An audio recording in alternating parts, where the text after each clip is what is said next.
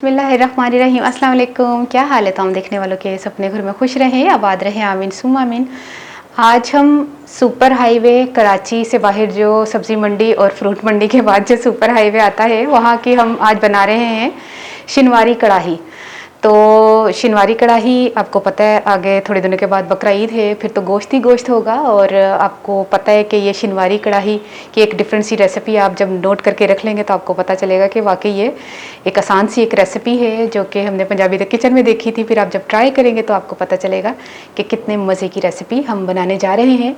Ingredients इसके बहुत ही जो है वो आसान हैं, लेकिन हम आज इंग्रेडिएंट्स आपको नहीं बताएंगे, आज हम डायरेक्ट ही पकाएंगे। सबसे पहले हम गोश्त को गलाएंगे कढ़ाई में डाल के पानी, और फिर चलते हैं गोश्त को गलाने की तरफ।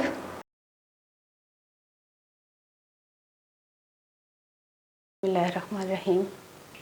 सबसे पहले हमने पानी डालना है, जिस पानी में हमने गोश्त गलाना है, ठीक है। तकरीबन इतने में गल जाएगा। और इसमें तकरीबन 1 खाने का चम्मच लहसुन पिसा हुआ और थोड़ा सा नमक, ठीक है, और आधा कप तेल। ये सारी चीज़ें डाल के 1 मिनट तेल अच्छी तरह डालो। सबसे पहले इसको मिक्स करना है चीज़ों को। चल एक साइड पे हो जा, शाबाश। बिस्मिल्लाह।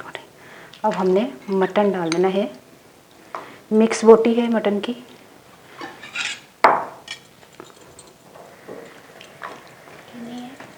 आधा किलो गोश्त है, वो मैंने बता देना था उसमें। पूरी रेसिपी में कुछ ना कुछ किसी न किसी टाइम पे मेरे मुंह से आधा किलो गोश्त निकल आना था।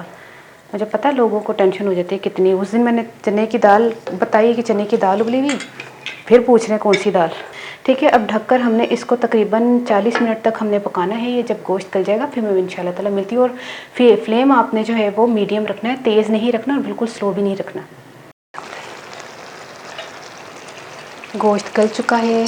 अब मैंने चेक की थी इसकी बोटी तोड़ के, ये देखिए कितना ज़बरदस्त गला है।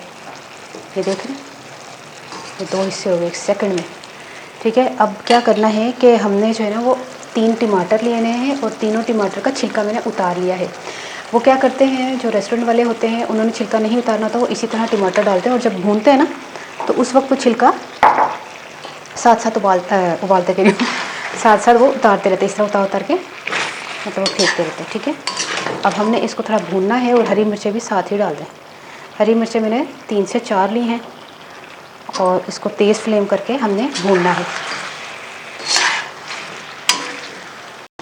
2 खाने के चम्मच हमने दही डाला, अच्छी तरह मैंने भून लिया है और टमाटर जो है वो सही से पिस गए। तो अभी जो है ना दही डाल के अब इसको थोड़ा और मिक्स करते हैं।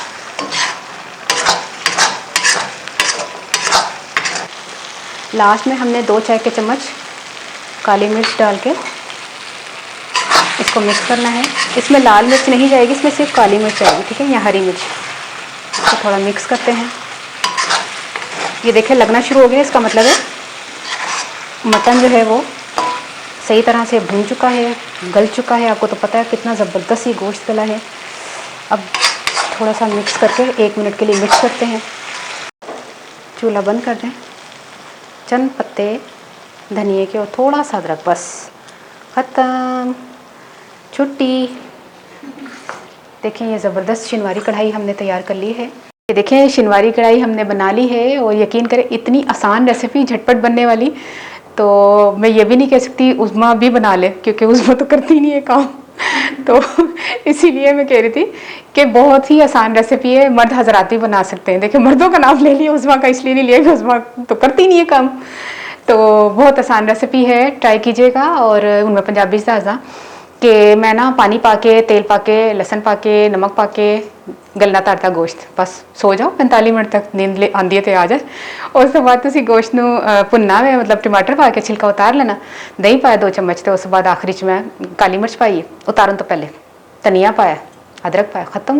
बिल्कुल आसान रेसिपी है। ऐस बकरा ईद ट्राई करके मन दसना, बकरा ईद ट्राई करके दसोगे, हुनी ट्राई करके दसो किस तरह की लगी तो ट्राई करके दसना तो रेसिपी कैसी लगी। अपनी दुआ याद रख लेना। ओके, अल्लाह हाफिज़।